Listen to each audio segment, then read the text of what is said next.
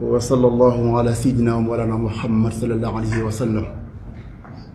وعلى آله وأصحابه وخلفائه أجمعين. mbokki àdduna, mbokki Afrique sowu jant,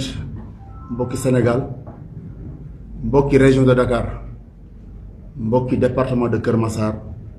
mbokki Yeumbeul Sud. Man Babacar Fall, coordinateur coalition Yewwi Askan Wi de la commune de Yeumbeul Sud, en même temps plénipotentiaire au niveau départemental de la coalition Yewwi Askan Wi. ñu ngi nuyu àdduna bi yépp di leen ziar di leen masawu coono di leen balu àq di ñaan yàlla àq doomu aadama yi toppante yàlla suñu borom jéggal. tey nag ñoo wóolu woon ñi nga xamante ni ñoom ñoo lañu tuddee la presse, ñi nga xam ne amaana ñun suñu baat wala boog suñu làmmañ dina lott pour yegg fenn fi, ñoom ñu yeggalal ñu suñu kàddu, yeggalal ñu suñu làmmañ ci li nga xamante ni moom la ñuy dund présentement ni au niveau de Yeumbeul Sud, au niveau du département de Keur Massar, un peu partout. li waral nag jotaay bi lenn la, yàlla dafa dogal bi ñu érigé Keur Massar en département dañu toog ñu wax ñu ne bokkatuñu département de Pikine, maintenant Yeumbeul Sud mu ngi bokk département de Keur Massar. bi yàlla dogalee lool ñu wax ñu ne département de Keur Massar mu ngi constitué par 6 communes: Yeumbeul Sud, Yeumbeul Nord, Keur Massar Sud, Keur Massar Nord, Malika, Jaxaay et Parcelles Assainies. mooy juróom-benni communes yi ñu wax ñu moom moo composé département de Keur Massar. ñu toog ak diir ñu jot communiqué bu jógee ci préfecture bu Keur Massar mu wax ñu ne képp koo xamante ni yaa ngi ci circonscription électorale bu département bu nouveau département de Keur Massar bi, balaa nga dem élection locale yi di ñëw faaw nga disposer de votre nouvelle carte bi nga xamante ni département de Keur Massar moo ci nekk et non département de Pikine. à 2 mois des élections amuñu lu communiqué xëy rek ñu ne képp koo xamante ni yaa ngi dëkk ci le nouveau département de Keur Massar, balaa ngaa mën a voter ci élection communale yi ou bien ci conseil département de Keur Massar, forcément faaw nga dem jëli li nga xam ne moom mooy sa carte d'identité bees. ñu toog amul benn communiqué bu dul loolu à 48 heures bi ñu war a envoyer carte yi au niveau des commissions. ñu laaj ñu jotee ñu jotee carte ñu ne carte ko bëgg sa carte da ngay dem fa nga doon voter nga jël sa carte. ñu jàpp ni ñun bi ñu defee découpage bu bees bi concerné Keur Massar ñu yóbbu ko en département, ñun Yeumbeul Sud amul lenn loo xamante ni yokku na jóge ci commune yi ñu wër ñëw ci Yeumbeul Sud. amul Malika, amul Keur Massar Nord. kon ñun normalement dispositif bi ñu teg ñoom Yeumbeul Sud, Yeumbeul Nord ak Malika ñoom waroon nañu mën a épargner ci lii, waroon nañu mën a épargner ci nouveau carte yi nga xam te ni war nañ ko jot ñoom. mais teewul ñu boole lu ñu naqare ak lu ñu neex ne kon nañu convier à tous nos militants ñu dem jëli seen i carte nu mu gën a gaawee. du préfet départemental bi du sous-préfecture dégguñu benn communiqué bu jàll ci à travers la presse bu wane loolu lu dul bi mu demee lu des à moins de 2 mois des élections ci leen doog a dégg ci rajo Dakar nga xam ne kenn dégluwu ko lañ dégg ñu wax ni kan ni ñi bokk ci découpage yu bees yi forcément faw ñu am benn carte. ñu comme suñuy militants yi bokk ci coalition yi sont tellement engagés, bëgg nañu def une détermination ci élection yi, ñun ñëpp ñu converger envers les commissions pour jëli seen carte. ci loolu moom ñu préfet wax ñu ne fam ngeen am ay représentants au niveau des commissions, ñu ut ay ndaw yu am engagement yu xàmmee yu xam li leen di xaar, ñu def commission bu nekk un suppléant et un titulaire. ñu wax tamit ne maire bi en même temps moom war na am dans toutes les commissions war na fa am ay représentants au-delà des représentants bu Yewwi Askan Wi. ñu def dispositif bi ñoom ñu dem ci centre de retrait ñu suñu militant di ñëw avec une très grande affluence pour retirer seeni carte. À notre grande surprise ñu seetlu ci yenn centre de vote yi rawatina école Moussa Anta Diop ak Momar Khad, rawatina Moussa Anta Diop fi nga xamante ni daanaka li fa coalition bi yaakaar ci doomu Yeumbeul takku na takkuwaay bu jéggi dayoo. école Madi Ndiaye même chose, Mamadou Ndione même chose, ba ci école annexe Ababacar Sy bi ñu gisee ni kat parmi ñun ñi nga xamante ni bokk na ci coalition bi, en l'occurrence kii di Massamba Diop Niang nekk suñu tête de liste professionnelle Seydou Diallo nekk suñu tête de liste professionnelle au niveau départemental ñu ànd de grande surprise ñu wër seen i carte mënuñu ko gis te ñu ngi représenté ci biir commission yi au mois des triages gis nañu carte d'identité Seydou Diallo carte d'identité Mass Niang ak ñeneen i doomi Yëmbal yoo xamante ni après nañ jox suñu représentant bi Badou mu listé leen non par non pour wax leen li ñuy wax c'est pas à travers des faits avérés ci loolu ñu jël li nga xamante ni mooy suñu carte yi dem interroger plateforme bi ñu interroger plateforme bi ñu gis ni que ce soit Seydou Diallo que ce soit Mass Niang que ce soit tant parmi d'autres ñu ngi figurer bel et bien ci fichier bi ci plateforme bi ci départementalisation bees bi mais bu ñu demee ci centre yi malheureusement gisuñu seen alors que suñu représentants yi au mois de triage gis nañ seen i pièces ba demandé na ASIC pour ñoom ñu jël si ñu woo le sous-préfet donc am na lu ñu seetlu au niveau de Yeumbeul Sud plus précisément au niveau de Moussa Anta Diop ak yeneen centre yi ko wër dañu gis ni y a parmi des militants de Yewwi Askan Wi seen i carte gisoon nañ ko parce que kii di représenté au niveau des commissions bu nit di ñëw di seet carte am day taxaw di superviser bu gisee un Seydou Diallo dana ko kii da xam naa ko Seydou Diallo pour ko ne gis nañu carte diw kon bu fi jógee rek xam ne ni ci seen loxo la nekk kon il avait bel et bien fait pour dénoncer à ces moments là que ni diw ak diw gis nañ seen i pièces mu woo leen malheureusement bu ñu gis bi léegi bi ñu le préfet mu xamal ñu effectivement que ñi ma ko envoyé tout récemment muy Mass Niang pièce mu ngi figurer bel et bien ci fichier bi mais bu ñu demee gis ñu mu ne ko léegi nañ ko envoyé carte d'identité yi ñu essayé xool ndax dina mën a remonter l'information pour am benn duplicataire loolu ñu jàpp ni c'est anormal kon carte d'identité fu mu dugg nañ ñu ko wax te jox seeni borom boobu mooy bu njëkk bi bu ñaareel bi kii ñu yore carte d'identité mu tudd Mati Ndiaye war a voter école Madi Ndiaye ñu woo borom këram ne ko sa soxna gis seen carte d'identité dama woo ko ñu jël si ko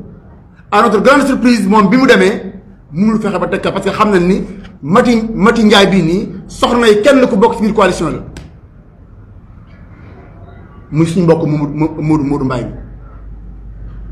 kon loolu xamuñu lu muy njuru moo tax ñuy teel a alerter l'opinion nationale te xam ne actuellement nii ñooñu am nañ obligation de seen i carte à temps sinon la lu mu laaj ñun dañ ko def bu ñaareel bi ñii nga gis ñëwee ndoor yi muy Koumba Diop ak Ami Thiam bii ce ne sont que des exemples que je donne mais parmi tant d'autres yoo xamante ni jusqu'à présent mënuñ jot seen i carte wax ñu li ñuy wax du lu ñuy làmbatu bañ ko doj mais lu ñuy xool gis la lu ñuy làmbatu daj bi ñu xoolee ñii ñu ngi ci fichier bi parce que préfet bi ñu changé carte électorale dañu envoyé le fichier électoral sous forme numérique donc bi ñu vérifié ñii ci fichier bi ñoom ñu ngi existé bel et bien ci fichier bi ñu ngi fiir ci biir fichier bi mais malheureusement bi ñu demee ci centre yi ñoom di gis seen carte bi ñu laajee le préfet nag yi tax ñu ne nañu informer nit ñi xamal leen actuellement enjeu fi la toll ñu ne kat li ñu bëggoon xam mooy ñi nga xamante ni ñoom demandé wuñu pour ñu changer seen carte parce que découpage moo ñëw imposé la ñu am beneen carte xel nangu na ko kon ñoom nit ñëpp war a jël seen carte noonu la war a jël seen carte ñoom mais malheureusement gis nañ ne am na ñenn ci ñoom bi ñu interroger plateforme bi ak fichier bi gis nañ seen tur ci figuré léegi ñoom lu ñuy def ak ñoom comment allons-nous faire pour ñoom ñu voter mu ne amul kenn si ñoom de par la loi li loi bi wax mooy képp ku newul ci fichier bi doo voter may laaj lii fan lañ ko teg ñii sàkkuwuñu pour ñu changer leen seen carte d'identité sàkkuwuñu ko découpage moo ñëw imposer leen ni kenn ku nekk si ñoom war nga am pièce bu bees buñ adresse département de Keur Massar ñoom ñu am seen yitte taxawaay dem ci commission yi nga war a voter pour jël seen carte d'identité malheureusement gis ñu seen pièce sur place léegi nga bëgg wax si temps boobu ne ko moom tant que pièce am bi nga xamante ni découpage bu bees moo ci nekk du voter lu mu tegu fan donc nag ñu ne il faut que les choses cessent que nit ñi dañ leen jox li ñu moom li ñu ci njortu nag mooy am na lu ñu nar mais ñuy dalal xelu ñi ànd ak Yewwi Askan Wi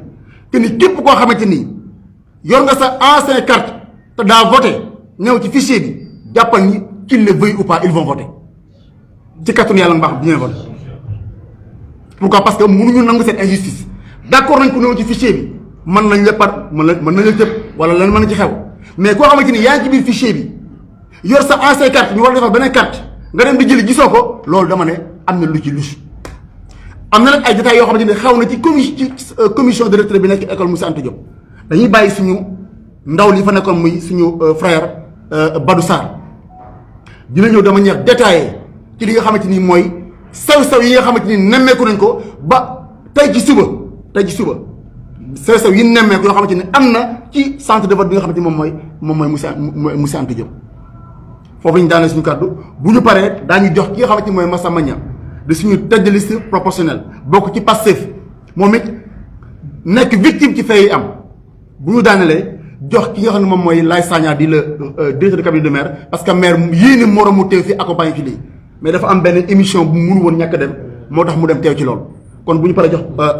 Laye Sagna dina ñëw ci li nga xamante ni moom mooy kaddu notre candidat notre maire Bara Gaye bu ñu paree ñaanalante dellu ci liggéey bi ci kàttan Yàlla ak baaxam wasalaamaaleykum wa rahmatullah.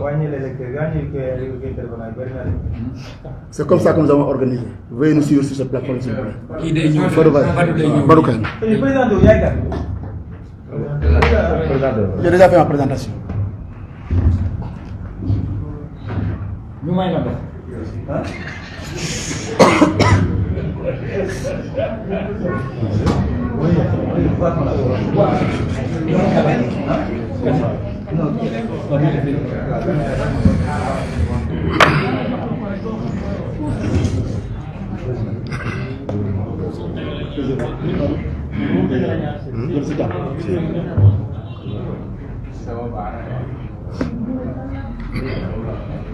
C'est bon. Salaamaaleykum mbooloo mi ñu ngi leen nuyu di leen ziar yéen ñëpp maa ngi tudd Badou Sarr nekk le représentant du maire monsieur Bara Gaye ci commission monsieur Anta Diop. Bon damay commencer sama relation ak commission bi nekk foofu yàlla dafa def bi ñu ñëwee ci commission bi le président de la commission muy monsieur Sissoko ñu ngi am ay relations yu parfaites macha allah représentant du Sénat aussi. macha allah donc dafa naan sama nekkin ci commission ba man en tant que représentant du maire mun naa ni man maa fa gën a am yaatal maa fa gën a am ndëgër laay ci toogaay donc loolu dama koy wax pour ñu xam ni jàmm ak salaam la ñu seq depuis ñu commencé ba jusqu'à nos jours problème bi ñu gis foofu te Babacar wax ci léegi muy problème carte d'identité yi damay commencé si li ñu waxoon ñun bi ñuy soog commencé parce que préfet dafa ñu ne woon képp ku yeewoo yëmbal doo bokk ci commission yi bi ñu demee ba commencé commission yi ñun gis nañu commission monsieur Anta am na koo xam ne doomu yëmbal la ma ngi yeewoo yëmbal bokk si suñu commission te suñu seetin aussi féetewul ak ñun ci gis-gisu politique bañ ko waxee aussi wax nañ ko à qui le droit mu wax ko ki mu ko war a wax donc defe naa côté boobu aussi arrêté woon nañu leen ci début bi bon bi ñu commencé joxe carte yi yàlla def na man chaque jour maa ngi fa ñaari fan laa fa absenté te j'étais un peu souffrant sama suppléant ma nga fa doon nekk muy El Hadj Tambédou donc kon man li fay am de A à Z defe naa kenn du ma ko nettali xam naa lépp bi ñu ñëwee commencé au début ñu ngi doon joxe carte yi mais ñu dem ba ci biir ñu seetlu ni ñi nga xam ni jàpp nañ ni dañu féetewu ak Badou mi nga xam ne moom moo nekk représentant du maire ci commission bi bu seen carte génnee ba Badou gis carte bi yónnee ne demal wax diw mu ñëw jël si carte am bu kooku ñëwee le lendemain wala le surlendemain du fekk carte am li Babacar sànq dañ ci commencé par Massamba Diop ñaam ñu gën koo xam si Joni carte am bi ñuy soog a ñëw bi ñuy trier carte am ma ngi fa woon bi mu ñëwee présenté wu ak pièce am ma ne ko demal si biir ñu jox la sa pièce mu ñëw présenté wu ñu ne ko sa carte nekku fi bi mu waxee aussi comme affaire carte la bëggu moon moom ay détails peut-être mun na jaxasoo wala leen ma ne ko maas demal mais Massamba Dia ñëw na fa 7 fois démb mooy 8e fois muy ñëw si commission bi chaque jour bu ñëwee ñu naan ko xaaral carte yi ñëwul Seydou Diallo Pastef le coordonnateur carte man maa ko gis ci table ji ba woon ko la commission ñu xool ko may leen kii mooy Seydou Diallo fekk ñu wax si ay détails politiques Seydou Diallo may leen li ngeen doon wax sax diwa ngi nii bi Seydou jógee voyage ñëw seet ci carte d'identité am ñu ne ko sa carte d'identité nekku fi ñu jógee ci loolu Modou Bara Gaye bi nga xam ni Modou Bara Samb mi nga xam ne moom moo bind le livre bilan du maire ñëpp xam ni moo bind le livre bilan du maire ñoom jàpp nañ ni monsieur le maire Bara Gaye la àndal livre bilan bi Modou Bara Samb moom moo ko bind bi ñu ñëwee ki nga xam ne moom moo fi nekk adjoint président bi woo kenn si ñun ne ko Modou Bara mu ngi nii kooku ne ko xaaral ma dem këram wax ko mu dem këram fekk fu Modou Bara ñoo ñu ne ko diw ñëw na fi di la laaj sa carte d'identité génn na moom aussi mu am Pastef goo xam ni wàcc na gaare otoom jël pièce carte d'identité dugg si biir centre bi mu ñëwee ñu xool ko ne ko sa carte d'identité nekku fi sa carte d'identité nekku fi d'accord mais nga bëgg ko yebal Momar Khary te moom mi voté monsieur Anta carte d'identité nekk monsieur Anta Diop bi mu ñëwee wax ma ko aussi ma ne ko demal après dinañ ko vérifier ñuy avancé Madické Gaye bi nga xam ni moom mooy doom ci imam Seydi Gaye bi yàlla defee mu nekk ak imam ñu envoyé ma photo carte d'identité mu ñëw si le président de la commission ma ne ko kii dafa yor malade nekku fi nan la ñuy def ak moom mu ne présence physique ma ne ko d'accord mais est-ce que mën nga ma vérifier ndax carte mu ngi fi mu vérifier ma carte mu ngi fi ba génnee ko won ma ko parce que li may wax démb rek man yëmbal laa juddoo fi laa yaroo commission bee di monsieur Anta bu fekkee da nga fa teg 1000 cartes boo génnee 900 cartes yëpp ku si nekk mun naa jàpp si loxoom yóbbul ba ci këram kon defe naa du ma jaawale Jean du ma jaawale Paul bi mu ñëwee jour dëj bi ñu jox ma pièce bi parce que amuloon jot moom ma ngi woon si dëj bi ma ñëw pour ñu xool pièce bi ñu ne ma nekku fi ma bàyyi mu sedd ñu dawal ñaari fan ñetti fan mu ñaar pour ñu xalaat pièce bi ñu ne pièce bi nekku fi muy Modou Bara Samb donc muy ay faits yoo xam ni du lu ñuy tuumaal nit wala lu ñuy accuser kenn lu bët tegu la ba ñu gis ko te ki nga xam ne moom moo fi nekk adjoint président commission bi moom ci boppam ba démb waxaat na ni carte Modou Bara Samb moom moo ko génnee ba jox ko di won ko diw ne ko demal wax ko mu ñëw kon ñoom nangu nañ ni carte bi ma ngi fa woon léegi bu ñu xëyee gis ñu carte bi am nañ droit ñu taper sur la table daal ne carte yi nekku fi ñu jógee si moom Dame Ndiaye un frère à moi mu ñëw jour dëj bi andi carte d'identité ñu ne ma ni ñëwal boppam may leen xale la dinaa ko wax mu ñëw le lendemain mu ñëw carte am nekku fa Momar Gueye dëkk que ñoom Bara Samb ma gis carte am yónnee ñu woo ko mu ñëw ñu ne ko sa carte nekku fa de même que Sakhir Gueye ñëw ñu ne ko sa carte nekku fa de même que Fatou Ndour carte ma ngi foon mu ñëw ñu ne ko nekku fa Mbayang Seck carte ma ngi foon mu ñëw ñu ne ko nekku fa Absa Samb carte ma ngi foon mu ñëw ñu ne ko nekku fa Awa Ndiaye di yaay ci El Hadj Diène bi nga xam ne conseiller municipal la fii ñëpp xam ko ma ñëw ne leen seetal leen ma carte bi ñu xoolal ma ko ma alerté leen neen kii yaayu El Hadj Diène la carte bi ñëw ñu ne ma Awa Ndiaye nekku fi ma toog 2 jours ñëwaat ñu seet ñu ne ma carte Awa Ndiaye nekku fi ma tapé sur la table xëy si ñu ne ma carte baa ngi fi nii ma wax yéen carte Awa Ndiaye ma ngi foofu te loolu coow loolu moo jiitu coow démb li semaine passée la bi ma ñëwee am nu ma waxee xëy si fekk fa carte bi donc kon am na leen lu mu doon nuur te am na leen lu ñu ci bëggoon pour wax leen que ni waxuñu rek pour wax kii di Abdou Ndiaye Diop moom Massamba Ndiaye mi daje nañ fa du benn yoon du ñaari yoon ba démb la fa mujjee ñëw ñu ne ko sa carte nekku fa tey bi ma xëyee dem ñu ne ma carte am ma ngi fa mu dem si commission bi ñu ne ko ñëwal jël sa carte d'identité mu laajte ma ñu ne ko Badou nekku fa mu ñëw fekk ma fii bi mu ñëwee ne ma damaa dem si commission bi ñu ne ma kañ jox la sa carte d'identité te comme yow yaa fay suñu ndaw bugguma jël dara sa ginnaaw parce que dañu ma waxoon carte bi nekku fi mu ñëw ma ne ko demal ñu jox la sa carte bu ñu la joxee sa carte fotowal carte bi recto verso nga envoyé ma ko mu dem ñu jox ko carte bi mu jël carte bi photo ko recto verso envoyé ma ko carte bi moo nekk nii carte bi ñu doon wax ne nekku fa depuis presque 1 mois bi ñu coowale amee démb mu xëy tey dem na carte ma ngi fa. beneen bi aussi le président de la commission monsieur Sissoko nekku fi woon yàlla dafa def dafa amoon repos 3 jours ñëwul bi mu ñëwee tey woo ma ne ma am na lu ma dégg démb seetaan naa ko ci vidéo yi ma ne ko loo dégg maa ko wax loo seetaan man la mu woo ma si biti ñu toog di waxtaan parce que maa ne ko suñu waxtaan xajul fii ñu génn si biti bi ñu commencé waxtaan ma expliqué moom ma ne ko alerté naa la benn yoon ñu toogaat 5 jours ma woowaat la fu kenn nekkul wax ak yow ne la yow yaay le président de la commission ki nga xam ne moom fa représenté la Sénat woo naa ko wax ak moom une première ñu toogaat ba bërkaati démb ma woowaat ko mu ñëw maa ngi moom seul ma ne ko soxna si mu ne ma ne ko yow yaay suñu yaay fi suñu kilifa parce que yaa ñu mat yaay te yaay fi mag daa am loo xam ne maa ngi koy gis ma ngi dox ci commission bi te su ma sañoon ñu def si taxaw seetlu mu ne ma lan la ma ne ko diw ak diw ak diw ak diw seen carte ma ngi fi woon ba benn bi dégg nga keroog diw ne la carte diw man maa ko génnee ba woon ko kii ne ko demal wooyu mu ñëw carte am nekk fi mu ne ma loolu de jaaxal na ma mais nag comme waxoon nga ma ko keroog tey waxaat nga ma ko te président commission bi nekku fi te commission bi wax dëgg yàlla am nga fi yaatu goo xam ni bañ demee ba añ bi ñuy andi sax ñëwatul man maa fexe ba am ko ma waxal ñi leen di andil añ mu ne ma kon yow suñu mbir nga bokk am na waxal boo ko doxalee te président bi nekku fi bu ñu déggee situation bi mën nañoo wax ak moom wala ñu dal ci kawam dama lay ñaan nga bàyyi ba mu ñëw mu ne ko yaay kilifa may naa la ko muy bërkaati démb bërki démb mu ñëwul bërki démb ñu envoyé ma benn tour ma woo ki ma ko envoyé ne ko seet nañ ko carte bi d'identité bi mu ngi fi à ma grande surprise kooku bi mu xëyee démb ñëw fa à 11h dugg si biir ñu xool carte bi ne ko carte bi nekku fi ma def benn taxaw seetlu mooy lan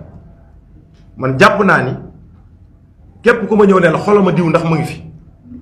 buñ ko xoolee ba pare dañ naan kii comme Badou moo ne xoolal ñu diw kii nitu Badou la parce que képp ku ma ne xoolee leen ma ko bu ñu ma ko xoolalee bu kooku ñëwee du jël carte du ñi ma lim ñii rek liste bu gudd la képp koo xam ne Badou man sama bopp ñëw naa ma ne leen xoolal leen ma diw bu ñu ma xoolalee kooku bu subaa bu kooku ñëwee du fa fekk pièce am ba ci un certain Ibrahima Niass jabaram ñëw fa xool pièce bi ñu ne ko moom la mu dem woo ko dafa malade mu déplacé wu ñëw ñu ne ko sa pièce nekku fi tey bi ma xëyee ban justification lañ ma jox léegi ma pièce dañu taxaloo woon dañoo fëgg rek Ibrahima Niass wadd mais leen d'accord Alassane Mbaye bi nga xam ne moom sama petit frère ñooy ànd dafa dugg si biir commission bi ñu nekk si commission bi di ree kenn ki naan kii de xàmmee naa ko mu joxe pièce am toog ñu vérifier ko pièce am ne gisuñu pièce am si seen biir wax ñoom ñi nga xam ne ñoom ñoo fi nekk di trier carte d'identité yi bi ñuy vérifier parce que dañ koy def par takk jël benn carton bind si Mbaye takk si élastique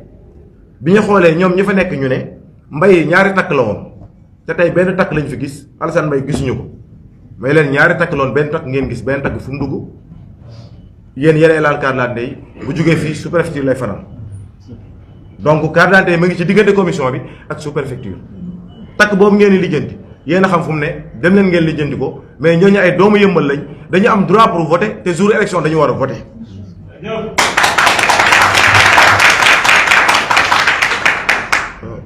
beneen bi muy bi coow li amee démb biñ coowee ba pare ba coow li am ñu woo police waaj ñëw wax ak man na ma génn ma ne ko du ma génn mu woo ma négocier waxtaan ak ma ci biir ma duggaat toog adjoint bi ñëw ne ma ñëw na policier bi kii day génn ma ne ko man du ma génn commission bi policier bi dama jugal ma ne ko du ma jug du ma génn ndaw si ne préfet moo ko wax ma ne ko préfet sax bu ñëwee mënumaa génnee parce que dañ ma fay teg te li ma fi dëj ay caaxaan génnewu ma fi ñu toog tuuti Momar Talla Ndaw di rakk si Mon Ndaw mi nga xam ne mooy ànd ak ñun ñëw ci commission bi dafa ñëw barki démb semaine passée bi mu ñëwee ñu xool pièce am ba génnee pièce am won ko mu téye pièce bi ne kii man la jox leen ma ko ñu ne ko étudiants yi dañoo bëgg lu yomb ba muy waxtaan ak commission bi di kaf ak ñoom di reetaan ak ñoom démb bi coow li amee mu ñëw andi pièce am ñu ne ko sa carte d'identité nekku fi demal ba samedi nga ñëw léegi man damay laaj carte d'identité bu jugee daaf jaar préfecture ñu trier ko andi ko sous préfecture ñu def si triage bi war andi ko si biir commission yi ñu def si triage bi war nga génne carte ne la carte d'identité bi ma ngi nii nga xëy 2 jours 3 jours ñu ne la carte d'identité bi nekku fi damay laaj loolu lan lay nuru bu fekkente ne élection yi ñoom jàpp nañ ni sàcc wala violence wala njuuj njaaj wala tuumaal ay nit moo tax ñu ñëw naan waa kër Bara Gaye de manière générale la coalition Yewwi Askan Wi dañu bëgg a manigancer dañu bëgg a jaxase nit ñun loolu duñ ko nangu. leur coordinateur démb taxaw ne sama pièce man gisuma ko ma ne ko sa benn pièce la gisoo ko am nga si droit defal li nga war a def mais man plus de 20 pièces laa gisul damay taper sur la table ñu wax fi ñu ko war a waxee. tey bu ñu xëyee le président de la commission nee na ma am na ay pièces yu bees yu ñëw ma ne ko ñaari pièces la mu ne ma 24 pièces ma ne ko tas ko si table ji ma xool ndax xam naa leen mu ne pièces dugalaat nañu ko si biir carte yi may laaj bu coow amee démb tey nga ñëw ne am nga 24 pièces yu bees li doon yoon te gën a xel gën a nangu tegal pièces si table ñu xool pièces yu bees yi mais nga ñëw ne ni pièces yi ma ngi fi dugal naa ko ci biir pièces yi am ku fa ñëw tey pièce am nekk foon ñu xool ko génnee ko kon ci 24 pièces yooyu am na pièce boo xam nekk foon démb nekk foon bëgg dem tey ma ngi fa li gënoon a rafet te gënoon a légitime mooy da nga ñëw nga teg les 24 pièces nga ne Badou diw ñëw leen ngeen xool pièces yi ñun ñu vérifier pièces yi mais duñ nekk si benn commission nga ñëw ñu ne 24 pièces ñëw na lan moo ñuy justifier ne 24 pièces ñëw na 24 pièces yooyu kan ak kan la ba pare li ci gën a garaaw suñu cas yëpp ñaari jigéen moo ci nekk mu ne ma 24 pièces yëpp ay góor lañ man nag bu ñu jugee fii képp koo xam ne demal nga xool sa carte d'identité ñu ne la nekku fa dinaa jël sama téléphone wool na ma delluwaatal nga seeti sa pièce bu fa nekkee nga xam ne si soi-disant 24 la bokk bu fa nekkul am na leneen lu ñu yoon may dinañ ci taxaw parce que suñuy nit lañu suñuy élément lañ jour élection dañu war a xëy sangu ba set dem voté ji.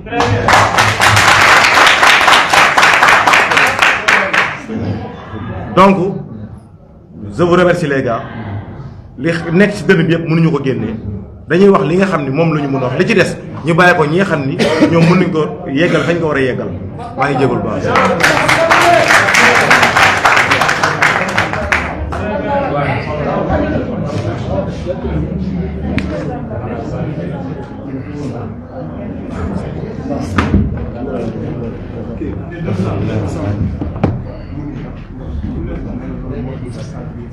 Ok.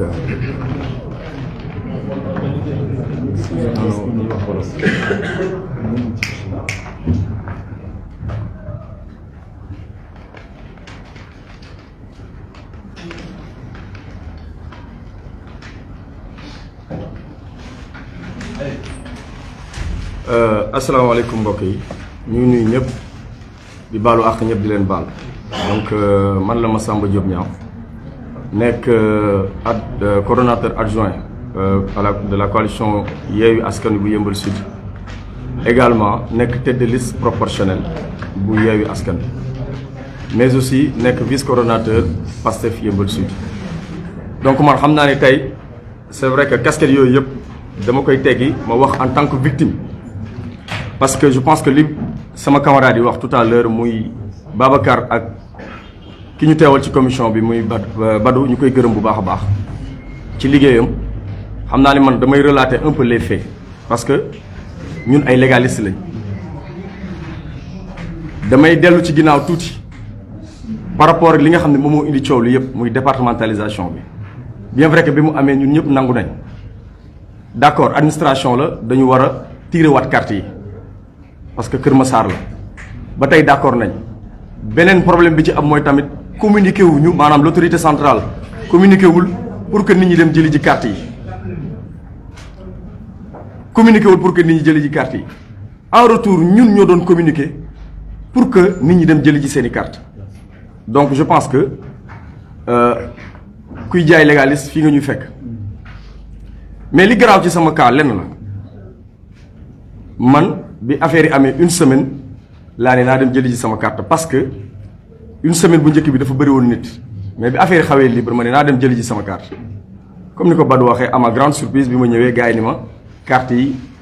sa carte génnagul quoi am na yu des sous préfecture ma ni d'accord ma dem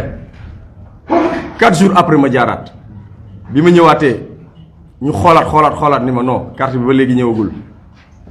ma ne d'accord 3e fois bi ma ñëwee daam bi ni ma affaire yi jëwal ma ne ko mu ngi bëgg a doy waar nag léegi leen laa leen di ñaan d'accord carte bi ñëwul léegi remonter leen information bi parce que bon man jàppoon naa ni peut-être man kese la sama carte ñëwul ma ni gars yi remonter leen information bi au moins bu demee ci autorité compétente bi au moins ñoom dinañ réagir man ma xam ñu ne ma non dugal ci plateforme bi xool amaana boo demee sax nekkoo ci fichier bi mais leen j'ai voté en 2019 donc maa ngi ci fichier bi ci laa dem ma dugg ci plateforme bi ma interroger ko mu génneel ma lépp caractéristique yëpp Massamba Diop Niang ngay voté monsieur Anta Diop bureau de vote nangam ma ne ok ma ñëwaat 4e fois de suite ñu wax ma la même chose 5e fois bu ma ñëwee dina xam nga loolu la ñu ma wax mais Mass doo jéem a xool rek nooy xool noo koy lijjantee feneen waa Sénat ñoo ma wax loolu yow ñu fay la pour nga toog foofu loolu mooy sa liggéey pour nga jox nit ñi seeni carte te carte yi boo interroger wala nga dem daaf ñu nit carte bi tiré nañ ko ba pare donc cin faqul bënul ndawal leen a mes laaj leen sous préfecture ñu ni carte yi nekku fa nga laaj daaf ñu ni carte yi nekku fa tiré nañ ko ba pare ñëw na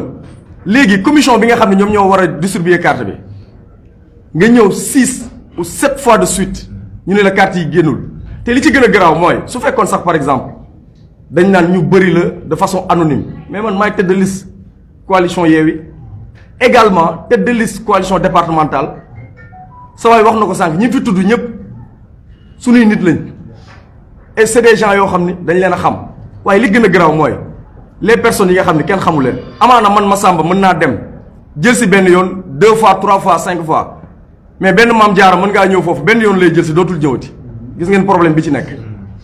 non seulement communiquer wuñu pour que nit ñi jëli ji seen i carte ñun ñuy communiquer pour que nit ñi jëli ji seen i carte defatuñ ko joxatuñu suñuy carte wax dëgg fa yàlla mën nañu nag def violence partout ah violence verbale physique lépp mën na nekk mais notre droit le plus absolu muy ñuy war suñu carte war a voter wallaahi dañuy voter ça si loolu xoolal nekkul loo xam ne par exemple dañ koy négocier wala dañuy alerter Massamba Diop Niang day voter Seydou Diallo day voter Bara et keneen ak keneen dañuy voter par la force parce que c'est droit le plus absolu tooñu ñu kenn nous sommes nekkuñu fautif en rien ñun tiréwuñu carte ñun defuñu départementalisation donc suñuy carte rek la ñuy laaj donc nag bugguñu woon sax teel a def lii parce que ñun dañu nekk ay nit yu légaliste amaana bu ma teeloon yuuxu ñu ni il se victimise mais constat bi mooy du man kese